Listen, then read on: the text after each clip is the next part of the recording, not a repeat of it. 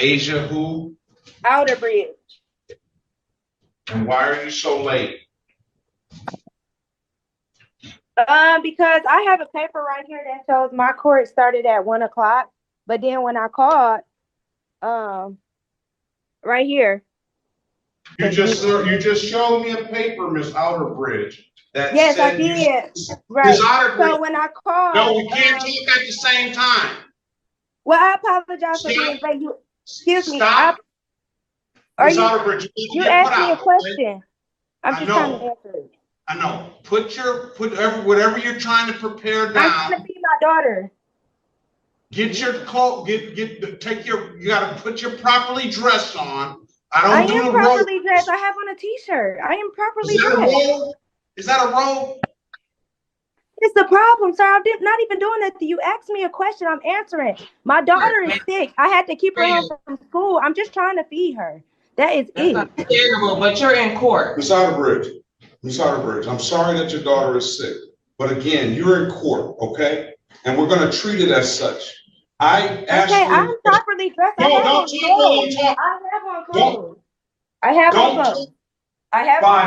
Fine, Miss Outerbridge. I have on clothes.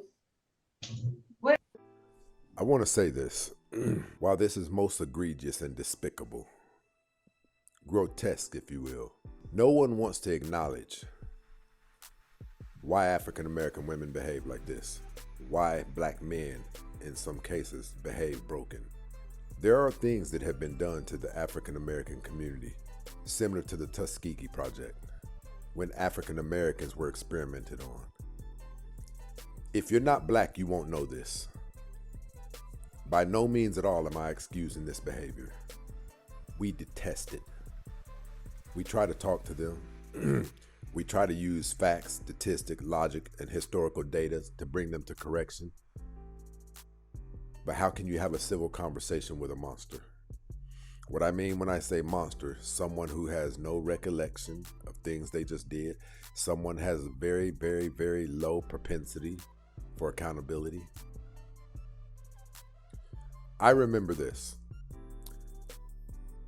Mid-range through the 1980s crack epidemic, when that drug was pushed off into our neighborhoods, and very rapidly it began to change our parents into monsters. Midway through it, our grandparents who hadn't touched it because they had the wisdom and the knowledge of grandparents, they used to say something like this. Most black people heard this growing up, and we still don't know the after effects of the crack epidemic. Based upon the amount of damage that thing did to the black community, that it did to law-abiding citizens, they knew that there was something coming right behind that thing as a repercussion. This is it. Destroyed human beings who barely can function. The issue that I take up is you have men like Charlie Kirk, in my opinion, secret racists.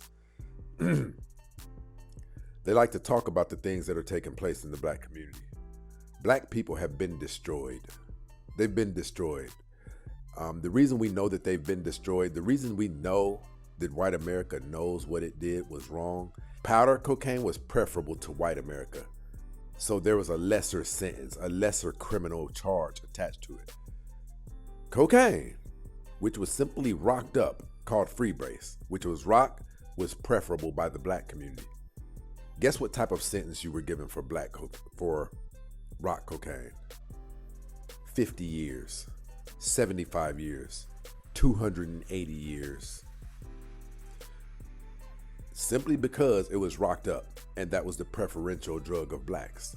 Nonetheless, both were cocaine, powder, and rock.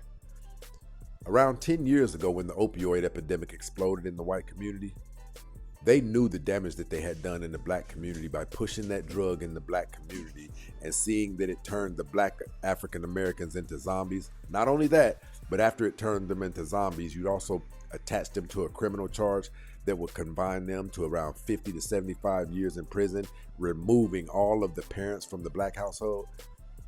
When they saw that they were faced with the same thing based on this opioid epidemic, they removed it from a criminal offense and turned it into a health issue, meaning you can't get as much time for it. So the reason that I say this, as though this behavior disgusts African Americans too, we look at women like this, like it's so hard to love them and so hard to care about them. We have to acknowledge how they got this way. We have to acknowledge how they got this way and have some type of empathy. It's very clear that this isn't a normal human being.